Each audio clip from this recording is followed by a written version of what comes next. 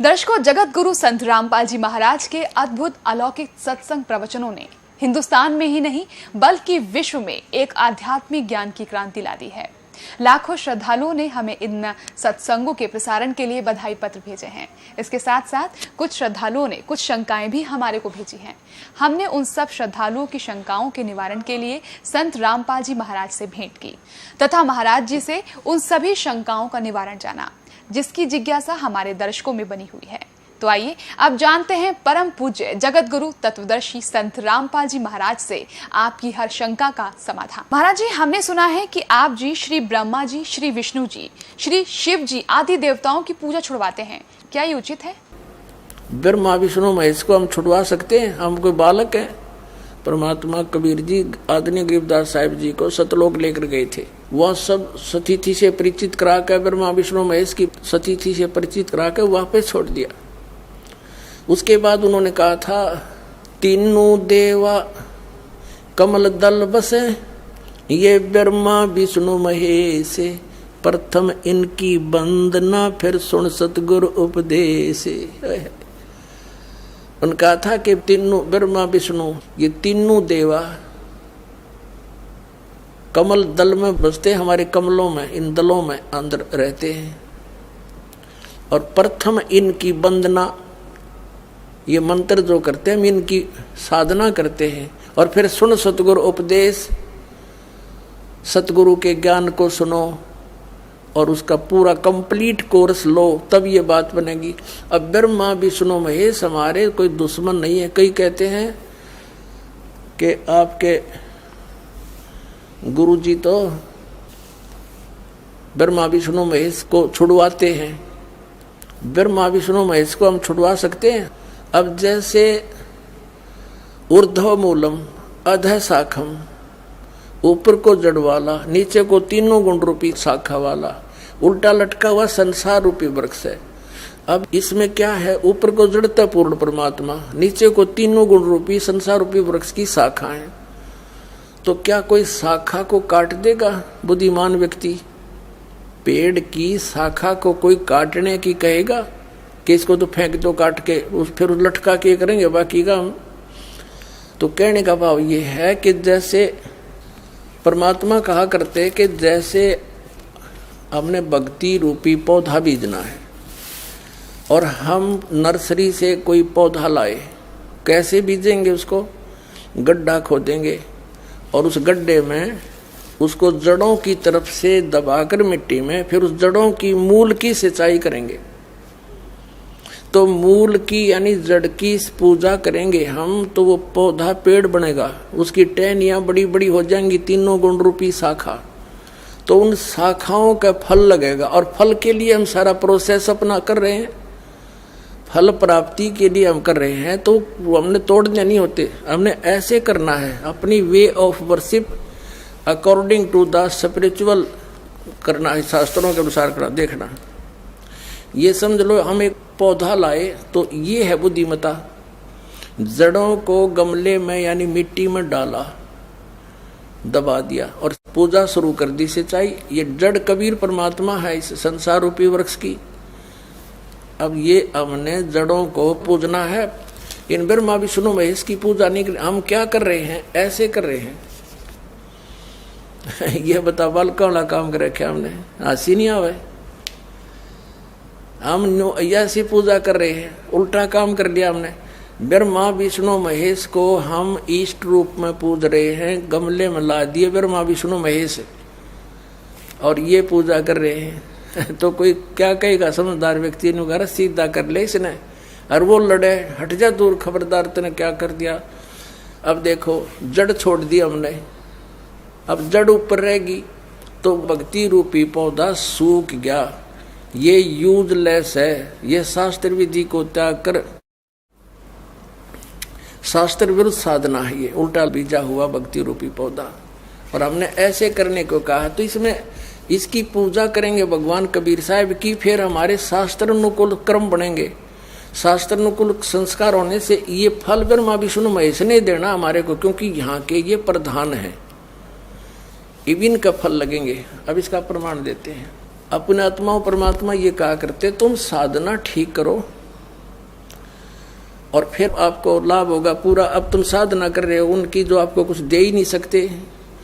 अब जैसे आप किसी फैक्ट्री मालिक की नौकरी कर रहे हो, तो नौकरी उसकी कर रहे हो, आपकी हाजिरी लगकर तनख्वाह बनकर कैशियर के पास आती है, अकाउंटेंट के पास आती है।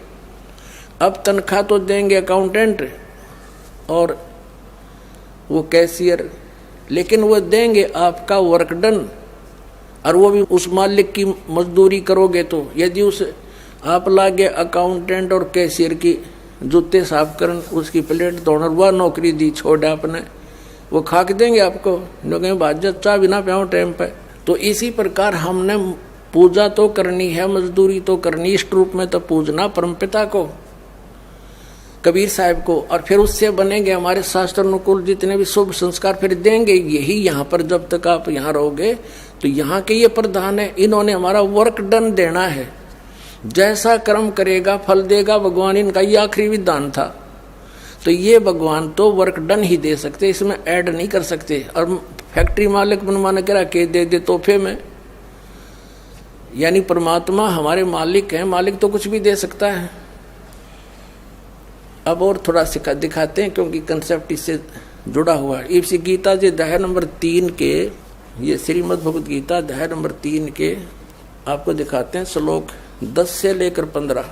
ये देखिएगा, श्रीमद् भगवत गीता अध्याय नंबर 3 के और श्लोक नंबर 10। प्रजापति ब्रह्मा ने कल्प के आदि में यज्ञ सहित प्रजाओं को रचकर कहा था, तुम लोग इस यज्ञ के द्वारा, यज्ञ माने धार्मिक अनुष्ठान, शास्त्र अनुकूल वृद्धि को प्राप्त हो। यह यज्ञ तुम लोगों को इच्छित भोग प्रदान करने वाली हो। 11वें में कहा है, यज्ञ के द्वारा देवताओं को उन्नत करो और वो देवता तुम लोगों को उन्नत करें। इस प्रकार निस्वार्थ भाव से एक दूसरे को उन्नत करते हुए तुम लोग कल्याण को प्राप्त हो जाओगे। 12वें में फिर कहा है, यज्ञ के द्वारा बढ़ाए गए देवता, बताओ देवता ने क्या हम पकड़ कर बढ़ावाएंगे, खींच कर बढ़ावाएंगे उन्हें। अब ये विधि बता रखी है कि शास्त्र अनुकूल साधना करने से, जड़ की पूजा करने से ये तीनों देवता रूपी शाखा बढ़ जाएंगी, बड़ी हो जाएंगी, फिर ये फल देंगे। देखिए, यज्ञ के द्वारा, शास्त्र अनुकूल साधना के द्वारा बढ़ाए हुए यानी बढ़े हुए देवता, ये तीनों शाखाएं तुम लोगों के बिना मांगे ही इच्छित भोग निश्चित देते रहेंगे। उन देवताओं को दिए हुए भोगों को जो पुरुष उनके बिना दिए स्वयं भोगता है वह चोर है। अब क्या सिद्ध हो गया कि जैसे हम मूल की पूजा करेंगे, मूल की यानी जड़ की पूजा करने से टहनी बड़ी हो जाएंगी, ये देवता बढ़ गए, बड़े होकर ये फलों से लथपथ हो जाएंगी, ये टहनी बिना मांगे देंगे अपने आप, क्योंकि हम मूल की पूजा कर रहे हैं तो अपने आप इनका बस की बात नहीं, देने पड़ेंगे फल हमारे को।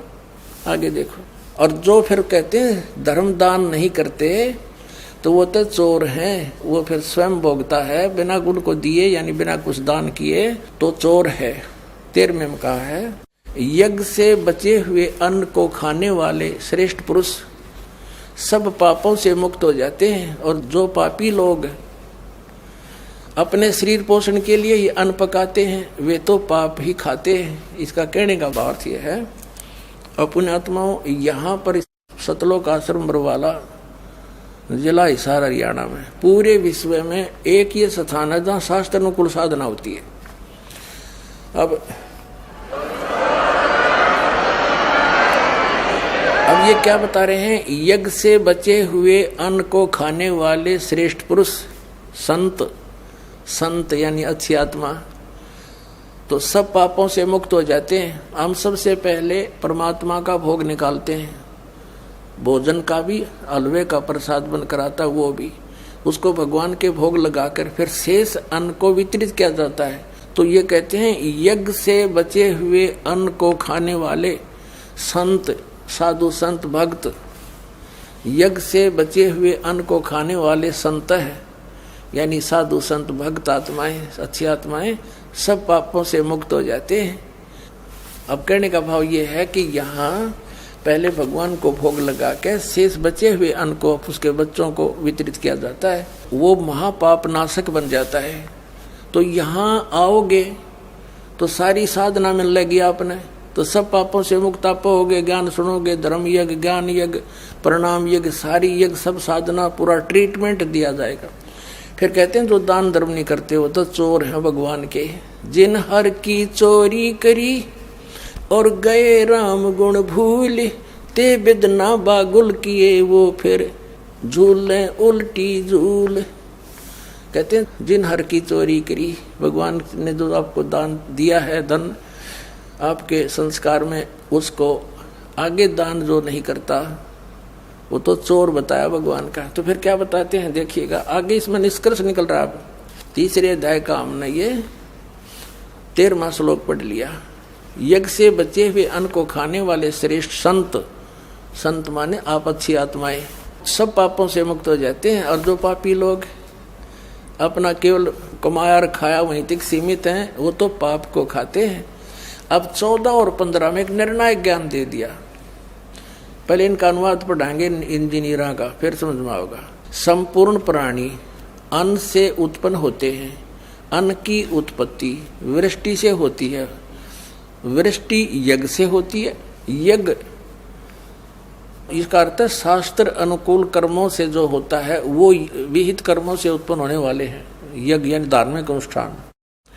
और कर्म समुदाय को तो ब्रह्मो उद्भवम, इन्होंने ब्रह्म का अर्थ वेद कर दिया है। कोई बात हुई? ब्रह्म का अर्थ वेद कर दिया।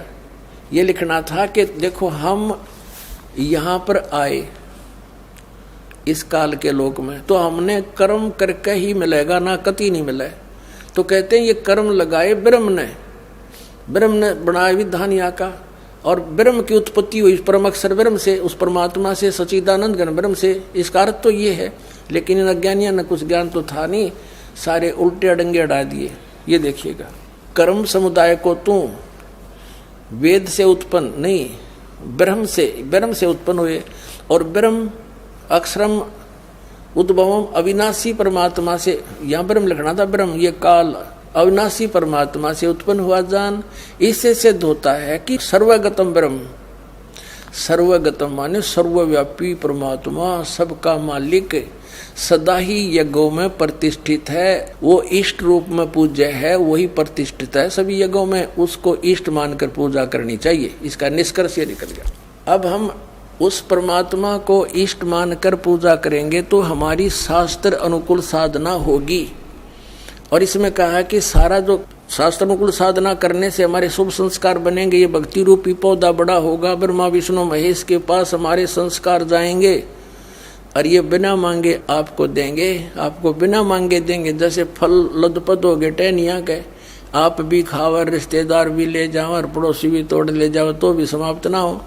तो इतना इस प्रकार हमारा ये पूरा भक्ति क्रम पूरा होता है। तो हम आपको सबसे पहले परमात्मा ने कहा है कि तीनों देवा इन कमल दलों में बसे, ये ब्रह्मा विष्णु महेश, और प्रथम इनकी वंदना और फिर सुन सतगुरु उपदेश।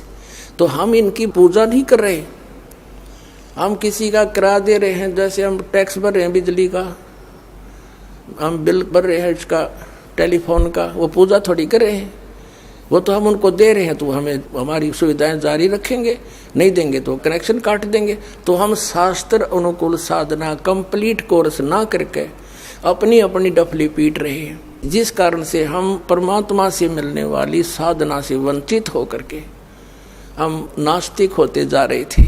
अब परमात्मा ने दया करी आपके ऊपर और इस दास के ऊपर। इस दास को बनाया वो तत्वदर्शी संत, और जो ज्ञान परमात्मा 600 वर्ष पहले छुपा गए थे खजाना, इस दास को चाबी दे दी। अब दास ने खोल दिया उसके बच्चों के सामने, अब खाओ और खर्चो, चलो सतलोक में।